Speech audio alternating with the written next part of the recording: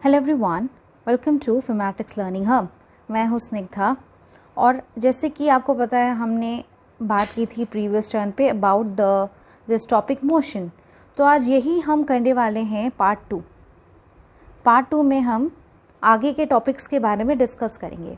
So previous turn पे हमने बात की थी about distance, displacement, then motion relative क्यों होता है, कब मोशन किसी के लिए ना हो पॉसिबल या कभी के लिए मोशन दिख रहा है किसी और को। So there are different kind of frame of references जिसकी हेल्प से हम मोशन को बताने की कोशिश करते हैं and it is all relative.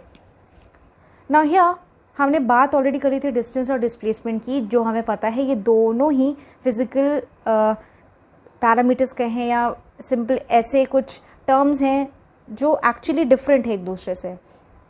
Distance जहाँ की टोटल लेंथ को दिखाता है, on the other hand distance जो है डिस्प्लेसमेंट जो है वो शॉर्टेस्ट डिस्टेंस को दिखाएगा किन्हीं दो पॉइंट्स के बीच, जिसे हम initial point and ending point या इनिशियल पॉइंट या फाइनल पॉइंट के नाम से बुलाते हैं। डिस्प्लेसमेंट ज़ीरो हो सकता है जबकि डिस्टेंस जो है वो ज़ीरो हो ही नहीं सकता। तो इन सब चीज़ों के बारे में हमने ऑलरेडी बात कर ली है। अब यहाँ पे हम बेसिकली बात करेंगे मोशन के बारे में, which is a very important thing that you need to know over here. So let us get back to the topic first. So we will be talking about uniform motion and non-uniform motion. देखिए uniform का मतलब क्या है? Uniform का मतलब है जो चीज़ें एक समान हो, ठीक है। टाइम जो है वो हमेशा it will keep on moving, समय किसी के लिए रुकता नहीं है। तो अगर हम बात करें टाइम इंटरवल की, वो हम इक्वल ही लेंगे दोनों केसेस में, यूनिफॉर्म एंड नॉन यूनिफॉर्म के केसेस में। तो let us take a very very simple example first. देखिए अगर मान लीजिए कोई ऑब्जेक्ट है जो कि मूव कर रहा है, मान लीजिए किसी स्ट्रेट पाथ पे या स्ट्रेट लाइन पे, 5 मीटर ट्रैवल करता है शुरुआत के फर्स्ट सेकेंड में, देन नेक्स्ट दूसरे सेकेंड में, in the next second 5 metre more it travels, then again तीसरे सेकेंड में 5 मीटर, फिर चौथे सेकेंड में 5 मीटर, फिर तो हर बार ये 5-5 मीटर ही ट्रैवल कर रहा है। तो यहाँ पे मुझे क्या दिख रहा है? Equal distance, okay. और टाइम इंटरवल तो भाई इक्वल लेंगे ही लेंगे, in equal time interval. Time interval यहाँ पे क्या है?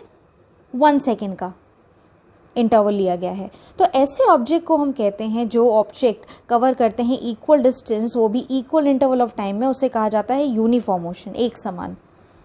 ऑन द अदर हैंड अगर मैं बात करूँ लाइक नॉन यूनिफॉर्म की, नॉन यूनिफॉर्म में क्या हो जाएगा? वहाँ पे डिस्टेंस जो है, यही डिस्टेंस अनइक्वल हो जाएगा, okay, in equal interval of time. अब बड़ा सिंपल सा एक एग्जाम्पल देखते हैं। इस टेबल को कंसिडर करिए, टेबल 8.1। यहाँ पे आप देखिए दो ऑब्जेक्ट्स हैं, एक है object A and the other is object B. अब यहाँ पे ये डिस्टेंसेस ट्रैवल किया जा रहा है बाय ए एंड बी। देखिए जब टाइम होता है 9:30 सुबह के, तब तक ए ने ट्रैवल कर लिया है 10 मीटर, बी ने ट्रैवल किया 12 मीटर। अब 15 मिनट बाद, मीन 9:30 से 15 मिनट बाद आपका क्या हो जाएगा? 9:45। अगर आप यहाँ पे टाइम इंटरवल्स देखिए तो यहाँ पे टाइम इंटरवल में एक्चुअली 15 मिनट का गैप है हर किसी में। सो 9:45 पे ए ट्रैवल करता है 20 मीटर, जबकि बी ट्रैवल करता है 19 मीटर। अब अगेन आफ्टर 9:45 15 मिनट और जोड़ दीजिए, 10 बज जाएंगे। 10 बजे ए ट्रैवल करता है 30 मीटर, बी ट्रैवल करता है 23 मीटर। अब यहाँ पे हम कुछ ऑब्जर्व करते हैं डिस्टेंस में। देखिए टाइम इंटरवल तो इक्वल है क्योंकि 15-15 मिनट के गैप में लिया गया है। तो शुरुआत में ए ट्रैवल करता है 10, बी करता है 12। अब देखिए 10 से ये हो गया 20, कितने का गैप हुआ? Distance 10, means more 10 metre it has travel. जबकि बी का शुरुआती डिस्टेंस 12 था और उसका अब हो गया 19। सो यहाँ पे डिफरेंस आप देख रहे हो 7 मीटर का गैप है। सिंपली आप सब्ट्रैक्ट कर दीजिए, 19 - 12 यू विल गेट 7। देन अब 20 से 30 हो गया नेक्स्ट इंटरवल में, यहाँ भी 10 का ही गैप मिल रहा है। बट यहाँ पे 19 से जब 23 हुआ, you can see how much, you can simply tell there is a gap of what, it will be your 4, right. So I hope this is clear. तो यहाँ पे अगर आप डिस्टेंसेस की बात करें, यहाँ 10-10 इक्वल हो रहा है, बट यहाँ पे 7 था फिर 4 हो गया, मीन्स अनइक्वल डिस्टेंसेस यहाँ पे बी ट्रैवल किया जा रहा है। तो ए के मोशन को कहलाया जाएगा, you will simply call it uniform motion, जबकि बी के मोशन को आप बोलोगे नॉन यूनिफॉर्म मोशन, क्योंकि यहाँ पे अनइक्वल डिस्टेंसेस ट्रैवल की जा रही है by B. I hope this is clear to you. Okay, ना बिफोर वी प्रोसीड, यहाँ पे कुछ क्वेश्चंस आप देख सकते हो जो कि एक्चुअली इम्पॉर्टेंट है, because they are in the NCERT and they do form the base. तो ज़रा इन क्वेश्चंस पे भी नज़र डालते हैं। पहला क्वेश्चन क्या है कि एक ऑब्जेक्ट है जो कि मूव करता है थ्रू अ डिस्टेंस। मान लीजिए कोई एक ऑब्जेक्ट है जो कि कुछ डिस्टेंस ट्रैवल कर रहा है, डी वगैरह या कुछ भी, तो क्या आप ऐसा बता सकते हो कि क्या इसकी डिस्प्लेसमेंट ज़ीरो हो सकती है? अगर हाँ, तो अगर आपको एक ऐसा एग्जाम्पल देना पड़ेगा अपने आंसर को सपोर्ट करने के लिए। अगर आपको याद हो तो प्रीवियस टर्न पे मैंने एक सिंपल सा लिया था example which was of circle. देखिए, सर्किल एक क्लोज्ड पाथ है, आप सर्कल के अलावा भी स्क्वायर भी ले सकते हैं, रेक्टेंगल भी ले सकते हैं। इन शॉर्ट आपको जो है क्लोज्ड पाथ लेना है। जब कभी भी आप क्लोज्ड पाथ में एक चक्कर पूरा लगा लेते हो, उस केस में जो आपका डिस्प्लेसमेंट आता है वो हमेशा ज़ीरो आएगा। तो चलिए, अगर मैं सपोज सर्किल के बारे में बात करूँ, मान लीजिए सर्किल मैंने ले लिया, यहाँ पे एक ऑब्जेक्ट है ए, जो कि यहाँ से चलना शुरू करता है ऑब्जेक्ट, एंड चलते चलते वापस ये ऑब्जेक्ट लौट आता है अपनी पोजीशन ए पे। तो इस केस में इसका डिस्टेंस तो ज़ीरो नहीं है पॉसिबल, क्योंकि उसने जो है एक पूरा चक्कर लगाया है, एंड क्योंकि इस सर्किल का रेडियस मान लेते हैं स्मॉल आर है, तो इस केस में डिस्टेंस तो आ जाएगा 2 पाई आर। बट क्या होगा डिस्प्लेसमेंट? डिस्प्लेसमेंट मान लीजिए ले लेते हैं D dash. So displacement is D dash, जो कि हमेशा डिफरेंस होता है between your final point and initial point. तो क्योंकि यहाँ पे फाइनल पॉइंट भी ए है, इनिशियल पॉइंट भी ए है, तो ये दोनों इक्वल हैं, तो ये ज़ीरो हो जाएगा। तो this is an example to support my answer over here. Now let us look at question number 2. Okay. Now in question number 2 you can see that there is a farmer here, and this farmer is moving along boundary of a square. मतलब एक square सा field है, यहाँ पे मान लीजिए ये एक स्क्वायर सा फील्ड है। इसके पॉइंट्स एंड पॉइंट्स ले लेते हैं, ए ले लिया, बी सी डी। अच्छा, ये स्क्वायर फील्ड है, इसका जो साइड है इट इज़ 10 मीटर, तो हर साइड जो होगा वो 10-10 मीटर के बराबर होगा। ओके, अब ये जो है मूव करेगा, ये चक्कर लगाता है अपने फील्ड का ये फार्मर। मान लीजिए ए जो है वो इनिशियल पॉइंट है, यहाँ से शुरू करता है। अब आपको बताना है यहाँ पे, पहले तो ये बताया गया है कि 40 सेकेंड्स में ये एक पूरा चक्कर लगा लेता है। देखिए, जब कभी भी एक पूरा चक्कर लगाना हो जाएगा उस केस में डिस्प्लेसमेंट हमेशा ज़ीरो आने वाली है। डिस्टेंस भले ही कुछ ना कुछ आए, बट डिस्प्लेसमेंट ज़ीरो है। तो जब ये ए से शुरू करने के बाद पूरा घूमते हुए वापस ए पे आ जाएगा, इसके देखिए पहले चक्कर में तो डिस्प्लेसमेंट ज़ीरो ही होने वाला है। ओके, देखिए यहाँ पे कहा गया है कि 40 सेकेंड्स में ये जो है ऑब्वियसली एक पूरा चक्कर लगा लेता है। कितना चक्कर लगा लेता है? 40 सेकेंड्स में ये अपने पेरीमीटर के बराबर लगाएगा। What is the perimeter of the square? That is 4 into side which is A, so 40 metre means 40 seconds में ये 40 मीटर एक पूरा चक्कर लगा लेता है। यहाँ से शुरू करता है एंड घूमते हुए वापस आ जाता है, मीन्स 40 सेकेंड में। देखिए, डिस्टेंस तो 40 मीटर होगा, बट क्योंकि ये इनिशियली जो पॉइंट था ए वहीं पे वापस लौट के आ चुका है, तो डिस्प्लेसमेंट तो इस केस में ज़ीरो है। तो क्वेश्चन में है कि एग्जैक्टली इसका पोजीशन क्या होगा इनिशियल पोजीशन से, इसका डिस्प्लेसमेंट क्या होगा फार्मर का 2 मिनट 20 सेकेंड के बाद या इस पॉइंट पे उसकी इनिशियल पोजीशन से। तो यहाँ पे अगर एक्चुअली आपको फाइंड आउट करना पड़ेगा कि उसका एक्चुअली पोजीशन है कहाँ, फाइनल पोजीशन। तो अगर मैं बात करूँ 2 मिनट एंड 20 सेकेंड्स की, सो ये एक्चुअली हो जाएगा आपका 60 इंटू 2 प्लस 20, जो कि आपका हो जाएगा 120 प्लस 2 दैट इज़ 140 मीटर। तो 2 मिनट और 20 सेकेंड पे ये 140वें मीटर पे होगा। देखते हैं 140 कहाँ आएगा। तो देखिए, पहला अगर चक्कर लगाएंगे, देखिए ये फर्स्ट राउंड था, देखिए ये फर्स्ट राउंड हो गया, वापस आ गया, अब सेकेंड राउंड लगाते हैं। ओके, अब सेकेंड राउंड लगाते हैं। यहाँ पे ए पे वापस आ चुका है। अब सेकेंड देखिए 40 ऑलरेडी हो चुका है, तो पहला चक्कर लगा चुके हैं हम। अब दूसरा ए से शुरू होके ए पे वापस, ये दूसरा है। देखिए ये दूसरे 40 पे है। देखिए अभी ये डिस्टेंस मैं लिख रही हूँ, डिस्प्लेसमेंट तो ज़ीरो है। ठीक है, displacement 0 + 0। Okay right, so it's better that I right displacement basically rather than writing the distance। ठीक है, अगेन आई स्टार्ट। तो ये ग्रीन वाला पहला चक्कर था, तो पहले चक्कर में डिस्प्लेसमेंट 0। देन ब्लू वाला दूसरा चक्कर था, वहाँ भी 0। अब मान लीजिए I take another colour black. तो यहाँ तक अभी जो है, अगर डिस्टेंस की बात करें तो इसने 80, इसके कॉरेस्पॉन्डिंग डिस्टेंस अगर लिखे हैं तो 40 + 40 मीन्स अभी 80 हो चुका है। 80 और कवर कितना करना है 140, तो एक और चक्कर तो लगाना ही पड़ेगा। एक और चक्कर लगाएंगे तो अगेन +40, बट डिस्प्लेसमेंट तो डेफिनेटली 0 है। तो अभी इसने 120वां चक्कर लगा लिया है, मतलब 3 चक्कर इसके पूरे हो चुके हैं। अभी ये यहाँ पे है, मीन्स ये अभी इसने 120 मीटर कवर कर लिया है। देखिए 120 हो चुका है, जाना है 140 पे, मतलब 20 मीटर का डिस्टेंस और कवर करना पड़ेगा। तो ए से ये जाएगा बी तक 10, फिर बी से जाएगा सी में 10। तो अब इसके 140 पूरे हो चुके हैं। ये डिस्टेंस की बात मैं कर रही हूँ। तो देखिए फाइनल पोजीशन उसकी इसकी यहाँ है। इनिशियल पोजीशन ए थी, फाइनल पोजीशन इसकी है ये वाली सी। तो अब मुझे क्योंकि डिस्प्लेसमेंट बताना है, तो मैं फाइनल और इनिशियल पॉइंट के बीच में जो शॉर्टेस्ट डिस्टेंस है, जो कि इस स्क्वायर के डायगोनल के बराबर होगा, वो लिखूंगी। अब कोई भी अगर स्क्वायर है उसका अगर आप डायगोनल निकालोगे तो it is given as √2 into side, right. तो ये हो जाएगा आपका √2 इंटू साइड क्या है 10। तो इसका जो शॉर्टेस्ट डिस्टेंस ए सी आ जाएगा, it will be your 10 √2 metre, right. तो देखिए ये डिस्प्लेसमेंट होगी। So displacement is basically the diagonal of the square which is your 10 √2 metre. यही हो जाएगा आपका answer. I hope this is clear. इसी तरह से आप इस क्वेश्चन को समझ सकते हो, right.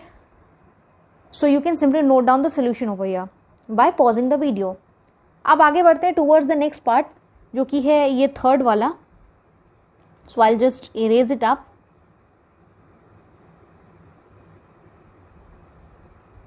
Right, now let us look at question number 3 now, that I can see which of the following is true। कौन सी चीज़ जो है वो सही है for the displacement के बारे में कौन सी चीज़ सही है। तो पहला है it cannot be 0। देखिए ये तो गलत है, हमें पता है डिस्प्लेसमेंट 0 हो सकता है, तो भाई ये तो सही नहीं है स्टेटमेंट। फिर दिया है its magnitude is greater than the distance travelled by the object. ये भी गलत ही है, क्योंकि देखिए डिस्टेंस जो होता है वो टोटल लेंथ होता है, और डिस्प्लेसमेंट जो होता है वो यही displacement in fact the shortest, this is the shortest length.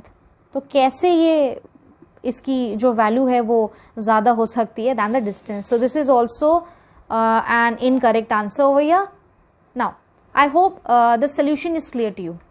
आगे बढ़ते हैं अब। So uniform non uniform motion के बारे में हमने बात कर ली है।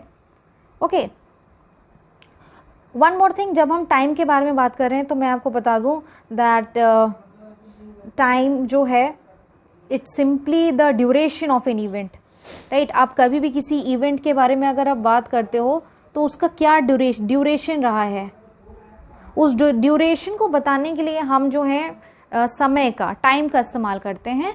और जनरली जो SI यूनिट होती है साइन की, SI unit is basically your seconds over year, right.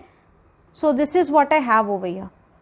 तो जो भी फिजिकल फिनोमिना जो कि अकर कर रहे हैं, आप उनका समय जब भी बताओगे, obviously you are doing it with respect to time only, right. So this is what I have in time. बड़ा सिंपल सा कॉन्सेप्ट है, नथिंग डिफिकल्ट इन दिस। आगे बढ़ते हैं। अब बात मैं करने वाली हूँ about speed.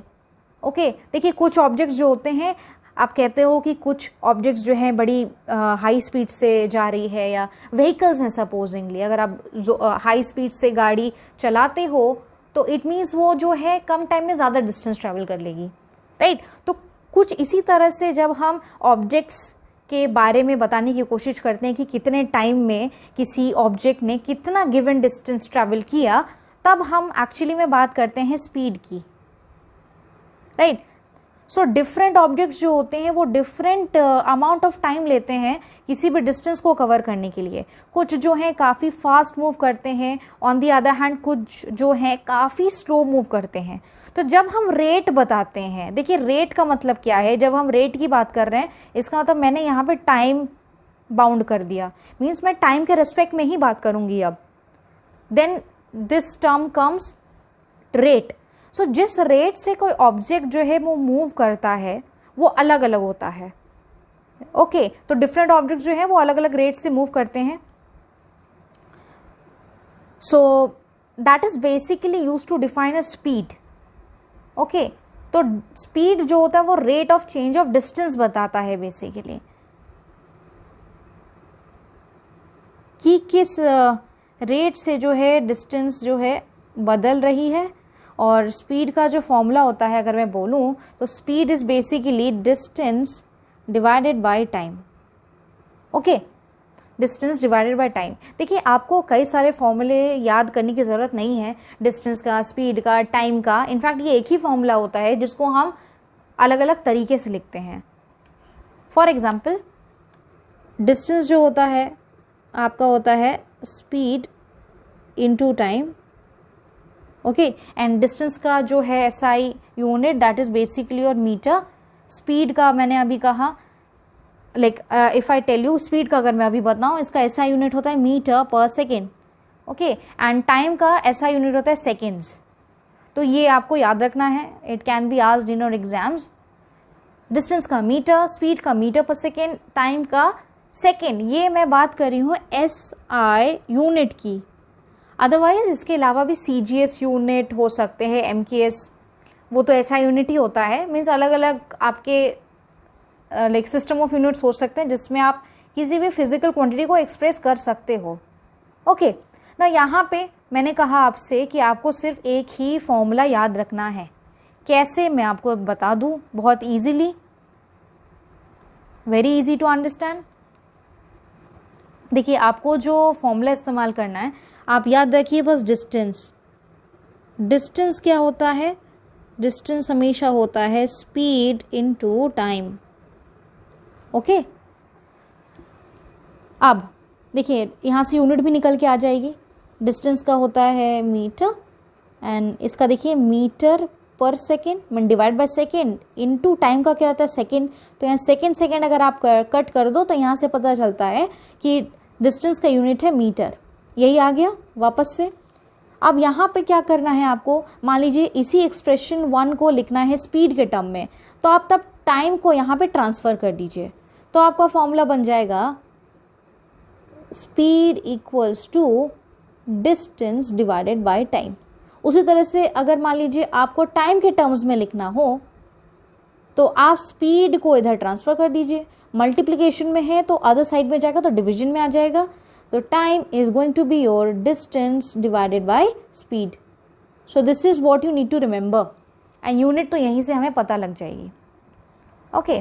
So this is what speed is. अब देखिए स्पीड का अपना एक डायरेक्शन भी होगा ऑब्वियसली। यहाँ पे अगर मैं बात करूँ स्केलर्स और वेक्टर्स की, आप कहेंगे कि किसी ना किसी डायरेक्शन में तो कोई चीज़ मूव करेगी ही करेगी। तो देखिए दो टर्म्स होते हैं, एक होता है स्पीड और दूसरा होता है वेलोसिटी। ये वही बात हो जाती है जब हम डिस्टेंस और डिस्प्लेसमेंट की बात करते हैं। ऊपर ऊपर दिखने में तो दोनों चीज़ें सेम ही लगती है, लेंथ ही तो है, बट एक्चुअली में दोनों डिफरेंट है। जहाँ हम बात करते हैं डिस्टेंस की तो डिस्टेंस हमेशा टोटल लेंथ बताता है। वहीं पे अगर मैं बात करूँ डिस्प्लेसमेंट की तो डिस्प्लेसमेंट हमेशा शॉर्टेस्ट लेंथ बताता है। डिस्प्लेसमेंट जो है उसका एक डायरेक्शन फिक्स होता है, जबकि डिस्टेंस के केस में there is no direction fixed. यही कॉन्सेप्ट आता है आपका स्पीड और वेलोसिटी में। So there is a difference between your speed and velocity. So before I explain velocity, let me tell you what is this average speed over here, which you need to know. क्योंकि हमने बात करी है speed की, तो देखते हैं कि ये एवरेज स्पीड क्या होती है. देखिए एवरेज स्पीड बड़ा सिंपल सा है इसका कॉन्सेप्ट, कि भाई आपको टोटल डिस्टेंस निकालना है किसी भी ऑब्जेक्ट के द्वारा कवर किया गया, और टोटल टाइम कितना लगा उस ऑब्जेक्ट को वो डिस्टेंस ट्रैवल करने में, उससे हम एवरेज स्पीड का फॉर्मूला लिख देते हैं. बड़ा सिंपल सा एग्जांपल लिखते हैं. मान लीजिए ये पॉइंट ए है, यहाँ पे कोई एक ऑब्जेक्ट था जो पॉइंट ए टू बी जाता है. मान लीजिए ये फर्स्ट स्टॉप है, यहाँ तक जो है इसने डिस्टेंस ट्रैवल किया, मान लीजिए 4 किलोमीटर, 4 मीटर ले लेते हैं, मान लीजिए 4 मीटर है. फिर 1 से सेकेंड पोजीशन पे जब ये आता है, इसने ट्रैवल किया यहाँ पे this distance, suppose this is 5 metre. Okay, ये मैं पॉइंट्स के बीच का गैप बता रही हूँ. A to 1 4 metre, 1 to 2 5 metre, then 2 to मान लीजिए 3, suppose 10 metre. Okay, 3 to 4, 3 to point B मान लीजिए इसने ट्रैवल किया 4 मीटर. अब सब में अलग अलग वक्त लग रहा है. मान लीजिए शुरुआत में इसको लग गया 2 सेकेंड, मान लीजिए यहाँ पे लग गया 3 सेकेंड, सपोज इसको लग गया 6 सेकेंड, राइट. एंड अगेन मान लीजिए यहाँ पे भी लग गया आपका मान लीजिए 2 सेकेंड. ये सेकेंड्स हैं, अलग अलग टाइम है. तो अब इस केस में जब आपको एवरेज स्पीड निकालनी होगी, एवरेज मतलब क्या होता है, देखिए एवरेज का मतलब एक मीन लेना, वैल्यूज़ का मीन लेना, एक एवरेज सेंटर की वैल्यू बतानी, मीन वैल्यू बतानी. तो जब हम एवरेज स्पीड निकालेंगे तो हम टोटल डिस्टेंस कर लेंगे. टोटल डिस्टेंस क्या थे, शुरुआत में था ये 4 + 5 + 10 + 4 और डिवाइड कर देंगे टोटल टाइम से. 2 second, then you have 3 second, then you have 6 second, then you have 2 second. ठीक है, तो यहाँ पे आप इसको आप बड़े इजीली सॉल्व कर सकते हो. तो एवरेज स्पीड मतलब total distance divided bye total time. अब ये जो आंसर आएगा ये आपका मीटर पर सेकेंड में आएगा, क्योंकि डिस्टेंसेस आपके मीटर में है and time is in seconds, so you'll get it in meter per second. I hope average speed is very much clear to you. So here I was talking about your speed with direction. देखिए जब कभी भी आप जो है speed के साथ direction भी लगा देते हो, उस केस में ये बन जाता है velocity.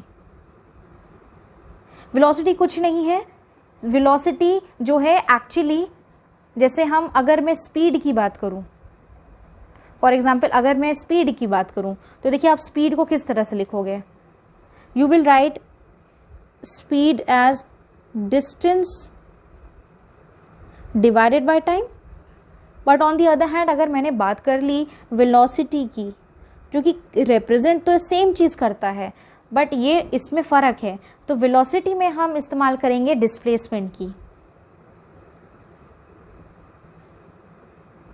Displacement divided by time. So velocity basically दिखाता है कि what is the rate of change of displacement, मतलब डिस्प्लेसमेंट कितना बदल रहा है रेट टाइम के हिसाब से. और यहाँ पे ऑब्वियसली क्योंकि डिस्प्लेसमेंट की बात कर रहे हैं, तो यहाँ पे आपका डायरेक्शन फिक्स हो जाएगा, मीन्स एक पर्टिकुलर डायरेक्शन में वेलोसिटी होगी. जबकि यहाँ डिस्टेंस है तो स्पीड का कोई पर्टिकुलर डायरेक्शन नहीं होगा. तो सो नो फिक्स्ड डायरेक्शन, या डायरेक्शन है ही नहीं यहाँ पे कुछ वैसा. डायरेक्शन मतलब कि एक जगह एक पर्टिकुलर डायरेक्शन में ना. तो वेलोसिटी के केस में हम डायरेक्शन की बात करते हैं, स्पीड में there is no fix direction, direction की हम बात ही नहीं करते हैं. So this is what I have over here about your velocity basically. उसी तरह से आपका जो है वेलोसिटी, जैसे मैंने बात की एवरेज स्पीड की, तो उसी तरह से आपका हो जाता है एवरेज वेलोसिटी.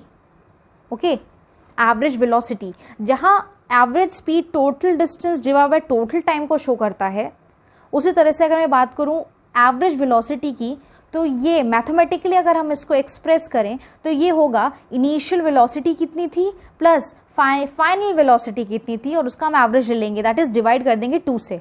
सो u जो कि रिप्रेजेंट करता है इनिशियल वेलोसिटी, v जो कि रिप्रेजेंट करता है फाइनल वेलोसिटी, इसको हम डिवाइड कर देंगे 2 से. देखिए यूनिट सेम रहेगी क्योंकि दोनों चीज़ें एक ही पॉइंट को एक्सप्लेन कर रही हैं, they represent the same thing, physically they are same. So speed और वेलोसिटी की जो यूनिट्स होंगी वो सेम होगी, metre per second. Okay, I hope this is very much clear to you. यहाँ पे एक एग्जाम्पल देख लेते हैं, बड़ा सिंपल सा. 8.1 आप यहाँ पे देख सकते हो कि देयर इज़ एन ऑब्जेक्ट जो कि ट्रैवल करता है 16 मीटर 4 सेकेंड में, मीन्स 16 मीटर इसने 4 सेकेंड में कवर किए. फिर नेक्स्ट 16 मीटर ये ट्रैवल करता है विथ स्पीड ऑफ 2 सेकेंड. तो यहाँ पे देखिए एवरेज स्पीड निकालनी है. तो टोटल डिस्टेंस पहले भी 16 किया, बाद में भी 16, तो टोटल डिस्टेंस क्या हो जाएगा 16 + 16 which is 32 metre. And total time कितना लिया, शुरुआत में इसने 4 सेकेंड लिया और नेक्स्ट डिस्टेंस कवर करने में 2 सेकेंड. सो इन दोनों को आप ऐड कर दो. So 4 + 2 I will get it as 6 seconds. तो आप इसको अब इसमें यहाँ पे क्योंकि मुझे एवरेज स्पीड निकालनी है तो ऑब्वियसली आपको 32 को डिवाइड करना पड़ेगा 6 से, right, which has been done over here, right. So let me just see this. यही आंसर जो यहाँ पे शो कर रहा था दैट वाज हियर 32/6, जिसका आपका आ जाएगा as 5.33 metre per second. You can check here, यही आंसर है जो हमने अभी देखा था. This is the answer.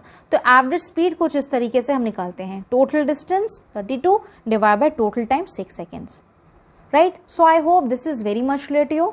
आज का लेक्चर यहीं तक था and we will try to do the topic in the next turn. Again हम कंटिन्यू करेंगे with part 3. So do like, share this video and subscribe to my channel if you haven't, right. आप सबसे मैं मिलूंगी next turn पे. तब तक के लिए thank you so much everyone.